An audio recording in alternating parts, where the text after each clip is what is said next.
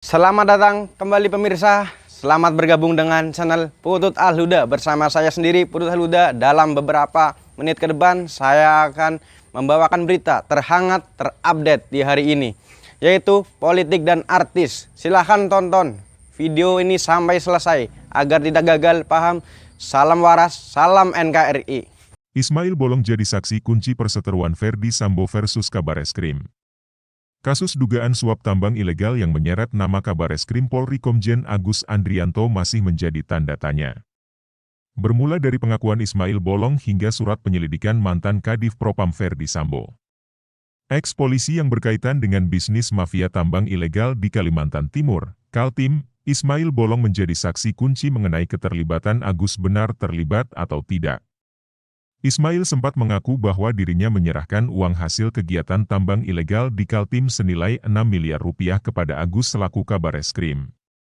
Namun, beberapa waktu setelahnya, Ismail justru menyampaikan permintaan maaf kepada Agus.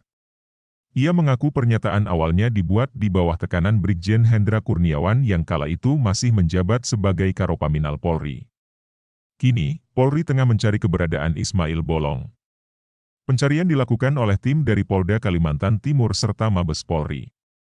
Direktorat Tindak Pidana Tertentu Bareskrim Polri berencana akan melayangkan surat panggilan kedua kepada Ismail pekan ini. Pemanggilan dilayangkan lantaran Ismail mangkir dari agenda pemeriksaan pertama terkait kasus dugaan suap tambang ilegal tersebut. Kita luncurkan panggilan kedua karena terkait dengan perusahaan yang melakukan kegiatan ilegal. Minggu depan, ujar Dirtipiter Bareskrim Polri Brigjen Pipit Rismanto, Sabtu 26 November. Terkait kasus ini, Kapolri Jenderal Listio Sigit Prabowo menyatakan bahwa pihaknya mesti memiliki alat bukti. Oleh karena itu, pemeriksaan terhadap Ismail perlu untuk dilakukan. Tentunya kita mulai dari Ismail Bolong dulu, nanti dari sana lalu kita periksa. Karena kan proses pidana pasti harus ada alat buktinya, kata Sigit di Gelora Bung Karno, Sabtu 26 November. Sebelumnya, Komjen Agus Andrianto telah membantah menerima uang suap dari tambang ilegal. Kata dia, keterangan dalam surat penyelidikan Divisi Propam yang menyeret namanya tidak cukup dijadikan sebagai bukti dirinya terlibat. Agus justru mempertanyakan tindakan mantan Kadif Propam Ferdy Sambo dan Hendra Kurniawan yang tidak menindak semua nama yang tertera di dua laporan hasil penyelidikan. Ia pun menuding balik dua orang itu justru yang menerima uang, setoran. Jangan-jangan mereka yang terima dengan tidak teruskan masalah, lempar batu untuk alihkan isu, katanya. Agus juga menyebut laporan hasil penyelidikan kasus tambang yang diteken oleh Sambo itu bisa saja direkayasa dan ditutupi.